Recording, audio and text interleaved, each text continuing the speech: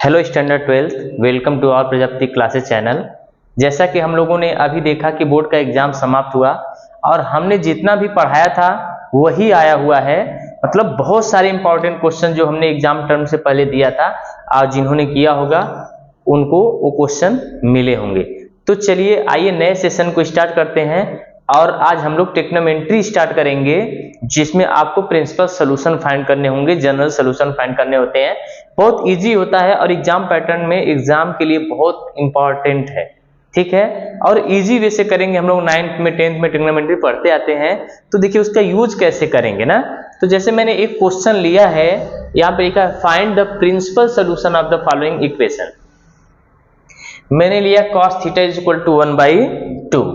तो ये आपको सोचना है दोस्त, इसको इस फॉर्म में देखो। प्रिंसिपल सॉल्यूशन और जनरल सॉल्यूशन में ना बहुत डिफरेंट होता है। प्रिंसिपल सॉल्यूशन कैसे करेंगे और जनरल सॉल्यूशन कैसे करेंगे, दोनों। जनरल सॉल्यूशन में फार्मूला यूज करते हैं, प्रिंसिपल में नहीं। अब आप सोचिए कि 1/2 cos थीटा में किसकी वैल्यू होती है, बताइए।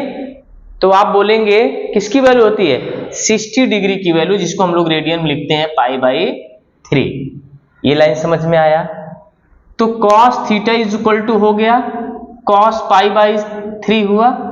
यानी अब देखिए थीटा इज इक्वल टू π/3 होगा, तो एक हमारा प्रिंसिपल सॉल्यूशन मिल गया π/3, यानी एक आंसर हमें मिला।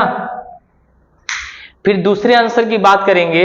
दूसरा आंसर कैसे मिलेगा, यही लिखिए cos थीटा। cos किसमें पॉजिटिव होगा, आप बताइए।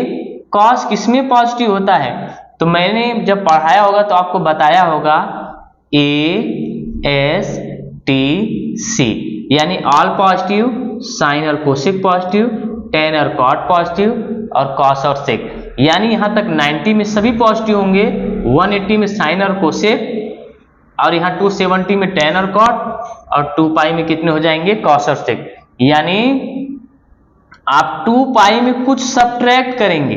क्या सब्ट्रैक्ट करेंगे दोस्त, बताइए। यही वैल्यू हम सब्ट्रैक्ट कर देते हैं, यानी π/3 को। तो cos 2π माइनस थीटा, तो cos ही थीटा होगा। बात समझ में आया, cos थीटा होता है। तो यानी इसकी वैल्यू क्या हो जाएगी, cos थीटा, यानी 3 2 जा 6 में से 1 जाएगा, क्या बचेगा, cos 5π/3। यानी एक थीटा की वैल्यू हमें क्या मिल गई, 5π/3। यानी अपना दोनों प्रिंसिपल सॉल्यूशन क्या आ गया, बोलिए। आपका दोनों सॉल्यूशन क्या आया, एक आया थीटा इज इक्वल टू π/3 और एक आ गया 5π/3। ठीक है, बात समझ में आया सबको। ये समझ में आया कि नहीं आया। ये आपको मालूम होगा कि 0 से ज्यादा और 90 से कम है, ये किससे, 90 से ज्यादा और 2π से कम है, 2π से। तो पहला क्वेश्चन सबको आया समझ में। प्रिंसिपल सॉल्यूशन कैसे हम लोग फाइंड करेंगे दोस्तों। तो आपको प्रिंसिपल सॉल्यूशन फाइंड करने के लिए आपको सबकी वैल्यू पता होनी चाहिए रेडियन में ना, कि sin 0 की वैल्यू, sin 30 की वैल्यू, cot 30, sin, जितने भी टेक्नोमेट्री फंक्शन होते हैं सबकी वैल्यू अगर आपको पता होगी तो आप इजी वे से क्वेश्चन कर सकते हैं। ठीक है, तो चलिए अब अगले क्वेश्चन पे हम लोग चलते हैं। ठीक, देखा जाए जरा कैसे करना है अगला क्वेश्चन। तो चलिए अब अगले क्वेश्चन पे चलते हम लोग हैं, जिसमें फाइंड द प्रिंसिपल सॉल्यूशन। इसमें भी आपको फाइंड करना है, तो सिर्फ प्रिंसिपल सॉल्यूशन की भी हम लोग बात करेंगे। मैंने क्या बोला, आपको वैल्यू पता होनी चाहिए कि sec theta is equal to 2/√3, यानी 2/√3 किसकी वैल्यू है। तो सबको मालूम होना चाहिए कि ये sec में किसकी वैल्यू है दोस्त। cos में √3/2 किसकी होती थी, बताइए, 30 डिग्री की होती है ना। तो ये भी 30 डिग्री की वैल्यू हो जाएगी, बस उसका क्या उल्टा, यानी π/6। क्या हो जाएगा, π/6। तो थीटा की वैल्यू क्या हो जाएगी, π/6। एक प्रिंसिपल सॉल्यूशन आया। फिर वही बात है, सेक किसमें पॉजिटिव होगा, बताइए। यानी 2π में आपने क्या किया, π/6 को सब्ट्रैक्ट कर दिया। बात समझ में आया दोस्त। तो ये क्या हो जाएगा, सेक, यानी 6 2 जा 12, यानी 11π/6, यानी sec theta is equal to 11π/6। यानी थीटा की वैल्यू क्या हो जाएगी, 11π/6। यानी आपके दो प्रिंसिपल सॉल्यूशन मिल गए, π/6 और 11π/6। बात समझ में आया सबको।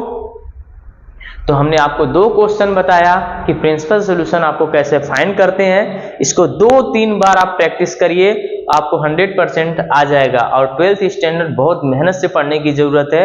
आपने जो भी 11th में पढ़ा उससे कोई मतलब नहीं है, बस वो बेस है। अब यहाँ से आपको फिर से शुरुआत करनी है और समझिए जबरदस्त तरीके पढ़ाई करिए, ताकि तभी आप कोशिश करेंगे 85, 95, 92 ऐसे आ सकता है परसेंटेज। ठीक, चलिए ठीक है, अगले क्वेश्चन।